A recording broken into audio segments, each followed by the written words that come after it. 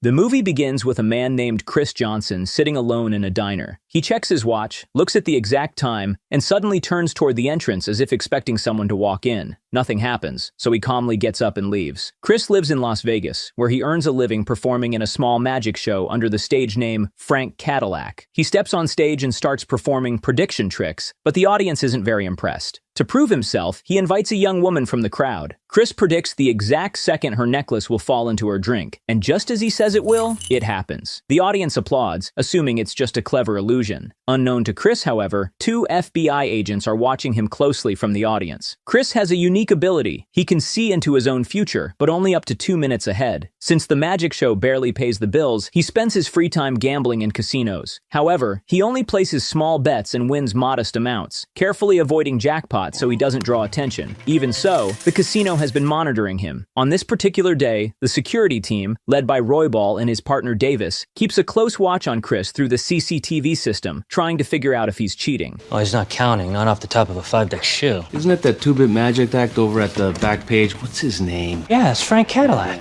Is he pulling tricks on us? Is that legal? You can't trick the deck. I'm telling you, that little prick knows what's coming. If he's running that good a system, why is he not betting more? That's gonna be my second question.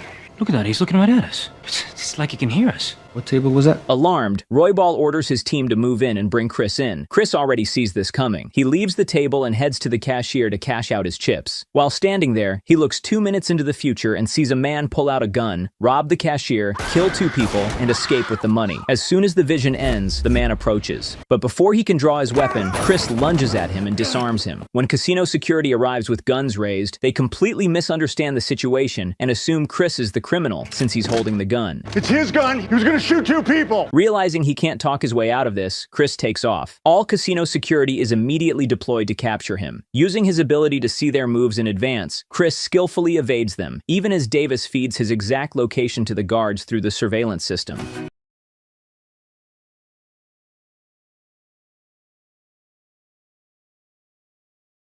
Head at all times. At one point, Chris ducks into a restroom, quickly changes his outfit, and walks back out in disguise. By the time Davis alerts the team, Chris is already heading for the exit. He escapes the building, steals a car, and speeds away. Roybal contacts the Las Vegas police, and a high-speed chase breaks out through the city streets. As Chris approaches a train crossing, he sees a future where he slows down and gets hit by an oncoming train. Acting on this knowledge, he floors the gas pedal and crosses the tracks just seconds before impact. The police are forced to stop, and Chris successfully escapes. Meanwhile, FBI agent Callie Ferris shows the casino footage to her boss. He rose to the top of our gambling fraud wish list about 2 months ago. Now what he does has nothing to do with luck. It's definable ability. Look at him. He knows exactly what to do to not be caught. She's been tracking Chris for some time and believes he has a genuine supernatural ability. Her boss dismisses her theory, reminding her that European terrorists have stolen a nuclear weapon from Russia and plan to detonate it somewhere in Los Angeles. Every available agent is needed for that mission. Callie insists that if they can find Chris, his ability could help locate the nuclear device. Reluctantly, her boss agrees and gives her 5 days to prove it. Callie immediately orders her assistant Cavanaugh to bring in Roybal. Cavanaugh arrives at the casino, flashes his badge, and escorts Roybal to the FBI's mobile command center. There, Callie questions him about Chris. Roybal explains they were monitoring Chris for possible cheating. Callie shows him a photo of Chris looking directly into the camera and asks what they were discussing at that exact moment. Roybal admits he was just about to call in Chris's arrest when Chris suddenly looked up. Callie pieces it together. So he doesn't have to be there to do it. Once you enter his consciousness, he can pick it up. After thanking Roybal, Callie dismisses him. Outside, Cavanaugh warns Roybal never to speak about Chris's identity. Chris Johnson never existed.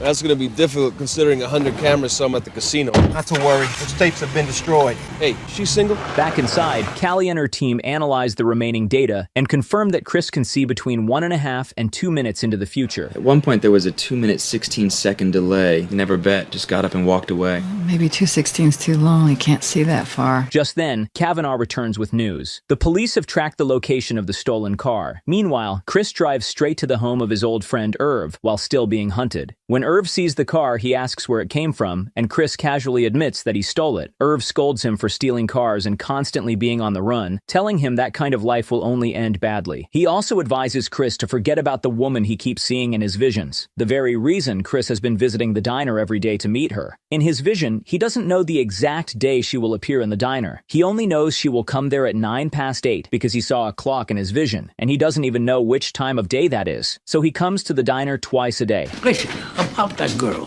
When you looked at the clock, did you happen to see a calendar? Because it could be 10 years from now she gets hungry. Cris explains that this woman is special. With her, he can see beyond the usual 2-minute limit of his visions. To him, that means she could be his true love. Irv urges him not to take risks over something that may never happen. Suddenly, Cris freezes. He tells Irv that a woman is on her way, an undercover cop. Irv immediately tells him to run. Cop? Well, then you gotta go. But Cris decides to stay. Hold on. I want to see how much she knows, what she wants from me. Moments later, Callie walks in and asks to speak with Cris alone. Callie hints at his ability to see the future, but Cris pretends he has no idea what she's talking about, joking that she must mean his magic act, and even mentioning that he saw her at the show. Callie ignores the act and gets straight to the point. She tells him a nuclear device has been stolen and is being smuggled into the United States to be detonated. She wants him to use his ability to help find it, appealing to his sense of responsibility. Cris refuses. He makes it clear he wants nothing to do with the government, believing they'll only use him and lock him away. Callie then changes tactics, reminding him that they have footage of him holding a gun in the casino and evidence of the stolen car. That was an accident. He had a gun. He was going to shoot 2 people. Yeah. How'd you know that? No good deed goes unpunished, does it? I can fix your legal problems, buddy, but you've got to step up. Otherwise, your next magic show is going to be at Folsom State Prison. It's ironic, but people like you who try to help have been torturing me, in the full sense of the word, since I was 3 years old. What do they call it?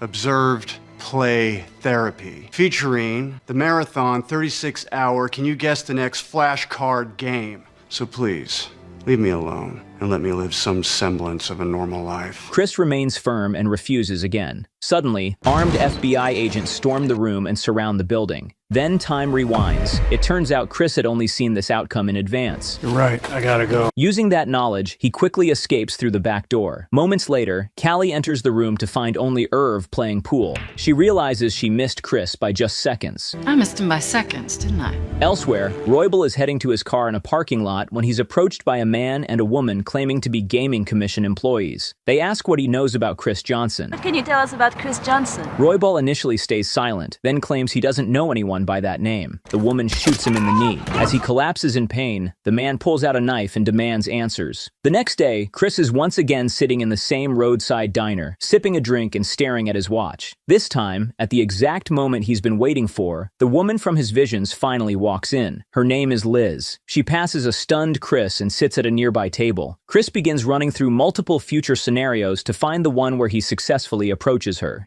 Excuse me, do you have a light? I don't smoke. Sorry to bother you. I have a question about the coffee. The bean they use. Isn't that something you should probably ask your waitress? Oh. Please.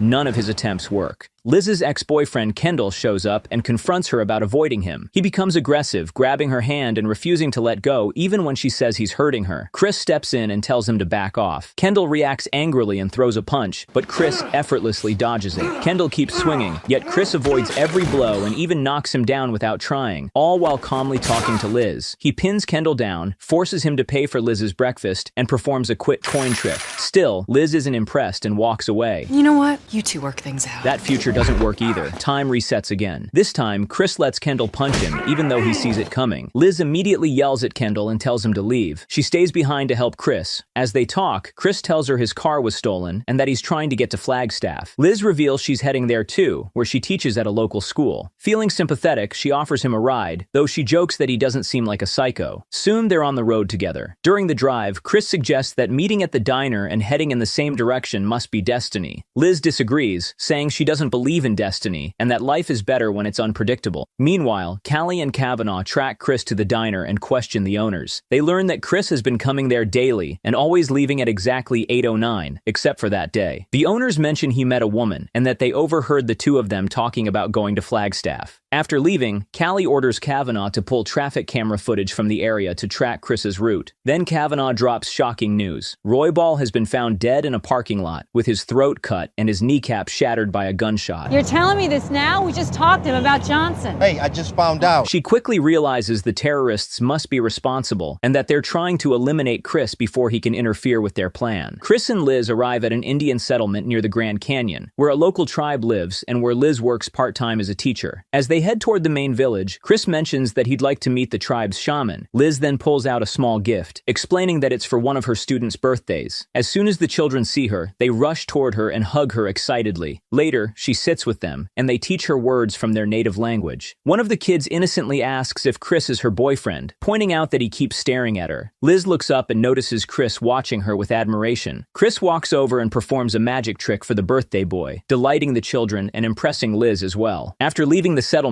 Liz asks where he learned to do magic. Cris explains that he performs in Las Vegas under the stage name Frank Cadillac, a name inspired by two things he loves, Frankenstein and Cadillacs. They continue their journey, but heavy rain begins to fall. Liz dozes off and ends up sleeping on Chris's shoulder as he drives. When she wakes up, she apologizes and comments on how hard it's raining. Shortly after, they reach a blocked section of the road, where construction workers explain that flooding has washed the road away. We'll spin around and go back about 2 miles, take your second left. There'll be a motel there called Cliffhanger, thanks. With no way forward, Cris and Liz head to a nearby motel for the night. Meanwhile, at the FBI office, Callie is practicing at the shooting range when Cavanaugh approaches her with new information. After reviewing traffic camera footage, they've gotten a positive identification of Cris. Using the magic cinematic zoom and enhance feature, they notice the car's permit number and request that Liz's car be tracked.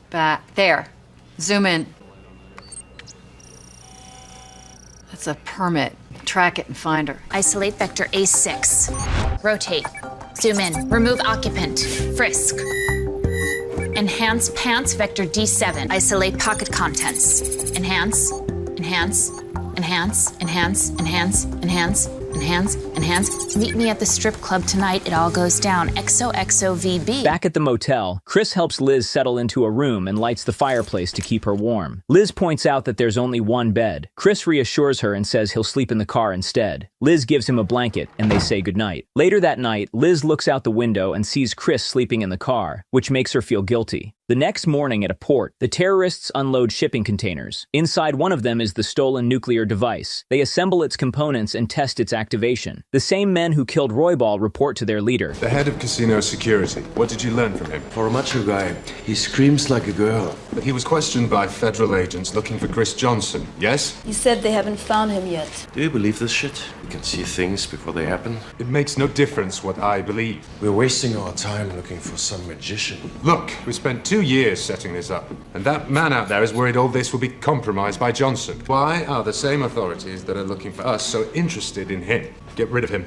Do it now. Meanwhile, at FBI headquarters, Cavanaugh informs Callie that they've tracked Cris and Liz to a motel in Flagstaff. He found an Arizona DOT foreman who remembered the Land Cruiser. Why would he do that? Well, the road was flooded. He was about to suggest a place to stay. But Johnson already knew, right? Exactly. Before they can act, Callie is summoned to an emergency briefing. During the meeting, Director Wisdom announces that a nuclear alert of the highest level has just been issued. He scolds his team for the lack of progress, reminding them that the situation is critical and the bomb could detonate at any moment. Callie steps in and demands full resources and a capture team to arrest Cris Johnson, insisting that Cris is the key to finding the bomb before it explodes in Los Angeles. The director agrees, and the FBI mobilizes all available forces. Unbeknownst to the FBI, the terrorists are closely monitoring their movements. They have already placed a spy in an apartment with a clear view of Callie's office after killing the original occupant. Their leader, Smith, orders his men to follow Callie's team, believing it will lead them directly to Cris. They lead us straight to Johnson. Back at the motel, Liz steps out of the bathroom wrapped in a towel. Cris can't help but stare. He charms her by quoting the words of an Italian painter to describe her beauty, then finishes by performing a magic trick, turning a piece of paper into a rose. He hands it to her, and the two share a kiss. Callie arrives in Flagstaff by helicopter. Her team briefs her on their surveillance setup and confirms they have a clear view of the motel. She orders them to coordinate with local police to lock down the area. Afterward, she tells her team that a body was recently discovered in an apartment overlooking her office. Body turned up in an apartment with a line of sight to my office. Slit throat like Roybal. Somebody's trying to follow us to Johnson. Back at the motel, Cris and Liz spend some quiet time together. As they lie on the bed, Liz softly admits that maybe she does believe in destiny after all. Outside, Callie and Cavanaugh monitor the motel from a distance using binoculars. They spot Liz stepping outside and decide to intercept her. Callie insists they wait at least 2 minutes so Cris won't see it coming. Once the time passes, they approach Liz, and Callie flashes her badge, ordering her into the car. Inside the vehicle, they show Liz casino surveillance footage of Cris holding a gun. Callie paints him as a dangerous criminal and a sociopath who is only using Liz to stay ahead of the authorities. Liz is shaken and struggles to believe what she's hearing. Cavanaugh then asks her to help them capture Cris. He hands her a bottle of pills and tells her to drop one into Chris's drink. The pill will knock him out, allowing them to arrest him safely, but she must wait 2 minutes after Cris leaves the room before doing it. Under pressure, Liz finally agrees and takes the pill. Nearby, the terrorists quietly observe everything and report back to their leader as events unfold. Now they're letting her go. Liz returns to the motel room and greets Cris, acting as if nothing is wrong. She gives him some clothes she bought for him, and he thanks her before kissing her. After the kiss, Cris senses something is off and asks if she's okay. Liz denies it and suggests he take a shower while she prepares breakfast. As Cris showers, Liz keeps checking her watch, waiting for the exact moment to add the pill to his drink. At the same time, Callie stares at her own watch inside the surveillance van, preparing to move in. Not far from the motel, the terrorist leader and his men are positioned nearby, with a sniper locked onto the building. When the 2 minutes pass, Liz drops the pill into Chris's drink. As he comes out of the bathroom, she hands it to him. But just before he takes a sip, Liz breaks down and stops him. She hugs Cris and quietly tells him everything Callie and her assistant said about him. She asks if it's true. Cris doesn't answer right away. Instead, he turns on the TV and cranks up the volume, blocking the FBI from listening in. He calmly asks Liz how long the pill is supposed to take to work. After she answers, Cris switches the glasses and goes outside to drink it. From the surveillance van, Callie watches, confused by his behavior. The sniper also sees him, but can't get a clear shot. Cris comes back inside and tells Liz that everything the FBI said about him is a lie. The man in that casino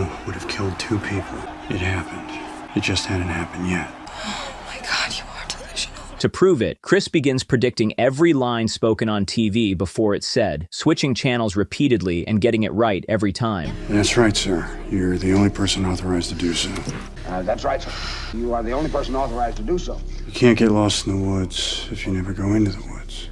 You can't get lost in the woods if you never go into the woods. Stunned, Liz asks how he's doing it. Cris explains that he was born with the ability to see the future, but only up to 2 minutes ahead, and only when events are directly connected to him. He then reveals something even more shocking. For some reason, when it comes to Liz, he can see much further into the future. For some reason, I saw you far beyond anything I'd ever seen before, and I don't know why. What do you mean you saw me? You've been doing that to me? That you know what I'm gonna do and what I'm gonna say? That you've just been setting me up? No, I haven't. Cris denies it, explaining that he's been searching for her because he doesn't understand why she's different. When Liz asks why the FBI is chasing him, Cris says they believe his ability could help with national security. He refuses because his visions are limited, but with Liz, those limits disappear, something the FBI doesn't yet know. Cris hands Liz an envelope containing $10,000 and tells her to set her watch 7 minutes ahead. He writes instructions on a piece of paper and tells her to follow them exactly 45 seconds after he leaves. He promises that whether it takes a week or a month, he'll find her again. After kissing her goodbye, Cris walks out. Outside, Callie realizes something isn't right. Something's wrong.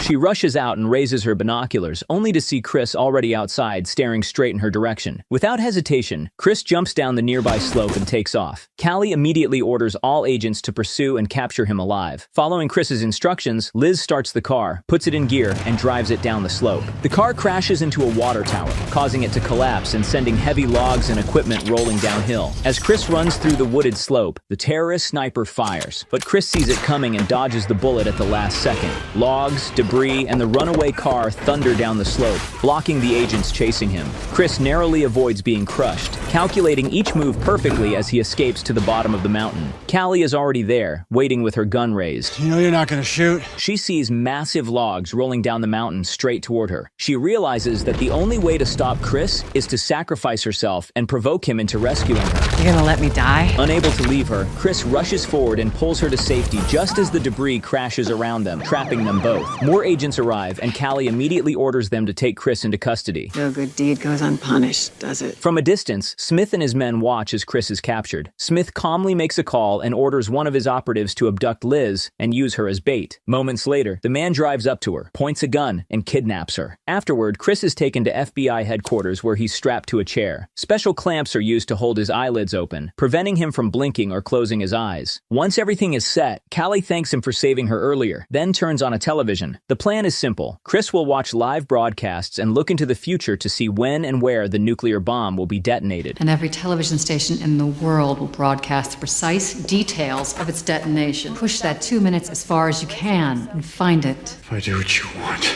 you'll keep me in this chair forever. As he focuses, Cris is pulled into a vision of the future. In a news report set 2 hours ahead, reporters reveal that a woman has been strapped to explosives, tied to a wheelchair, and abandoned on the roof of a parking garage. To Chris's horror, the woman is Liz.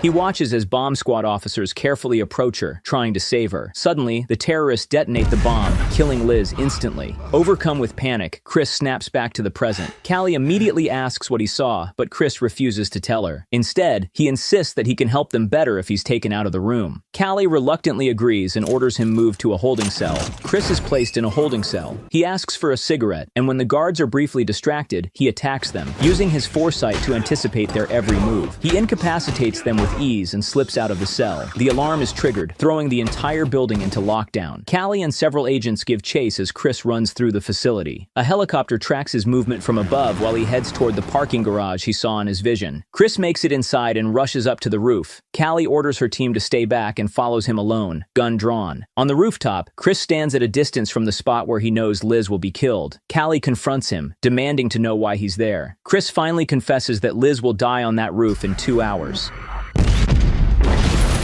Callie offers him a deal. She'll help him save Liz if he helps them find a bomb. He agrees, and they quickly come up with a plan. She believes the terrorists are using Cris as bait. 10 to 1, you go out in that roof, they're gonna put a bullet in your brain. I know. She orders a shutdown of all radio and telecommunications signals in the area. The idea is to let Cris walk into the open so the sniper reveals himself. When the shot is fired, Cris will fake being hit, exposing the shooter's location so the FBI can take him down. Cris walks into the open area of the garage. When Cris reaches the center, the sniper fires. Cris dodges the bullet at the last second but collapses, pretending he's been shot. The sniper tries to contact his superiors, but the call doesn't go through because of the shutdown. The FBI detects his location from the gunshot and eliminates him immediately. Cris stands up unharmed as Callie approaches him. He admits that in every future he's seen, Liz still ends up dead. Callie suggests a different approach, saving Liz before she's ever brought to the parking garage. Cris looks further into the future and sees the exact moment Liz will be transported. He manages to read the license plate number of the van that will carry her. He gives the number to Callie, who immediately orders it tracked. Meanwhile, Liz has already been strapped with explosives and loaded into the van, which is preparing to leave the port. At that moment, Cris briefs the FBI on how to infiltrate the port. Alpha and Bravo will swarm the entrance. If you could just be quiet and do exactly what I say, I'll save your life. Sniper teams will initiate on Johnson's call. On his call. Are we clear?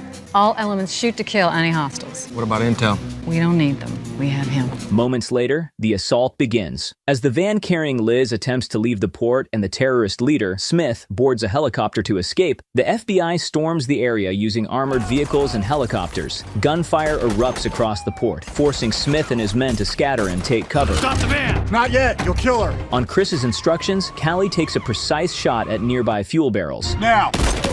The explosion flips the van onto its side, forcing it to crash. Liz manages to break free and escapes into a nearby warehouse, hiding among the stacks. Cris leads the capture team toward her, calling out enemy movements seconds before they happen, allowing the agents to avoid incoming attacks with ease.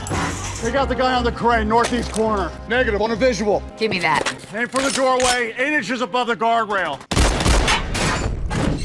Liz struggles to remove the bomb vest but can't. As she moves deeper into the warehouse, Smith finds her and takes her hostage. Along with his remaining men, he tries to escape using Liz as a human shield, holding the detonator and threatening to kill her. Cris and the FBI pursue them onto a massive oil tanker. As they retreat, the terrorists plant motion-sensitive explosives throughout the ship to slow the agents down. Cris detects the first explosive moments before it detonates, allowing an agent to safely disarm it. He continues spotting the others in advance, guiding the team around each trap. There are explosives there, and there. Stay close. One of the terrorists hides in a concealed position and prepares to ambush them. Cris foresees himself getting shot and immediately alerts the team to the sniper's exact location. Sniper. Where? Behind us. Sniper, 6 o'clock. Got a visual? Nobody move. I'll find him. Catwalk, second level. The sniper is taken out before he can fire. To speed things up, they decide to split up to search the ship. We have to clear this deck by deck. You take this one, I'll do the rest. Cris runs dozens of future scenarios at once, mentally searching every possible path. In one of them, he finally sees Smith escaping with Liz near the engine room. Meanwhile, on the upper deck, one of the terrorists catches Callie's team off guard. She opens fire, fatally shooting Cavanaugh. Callie kills the attacker, but it's too late. Cavanaugh dies on the spot. Though shaken, Callie pushes forward. The teams regroup, and Cris leads them to Smith. Callie orders him to release Liz, but Smith keeps her in front of him as a shield, warning Cris to stay back. Cris rapidly runs through every possible future and selects the only outcome where Liz survives. He asks Callie how good her aim is. How good are you with that gun?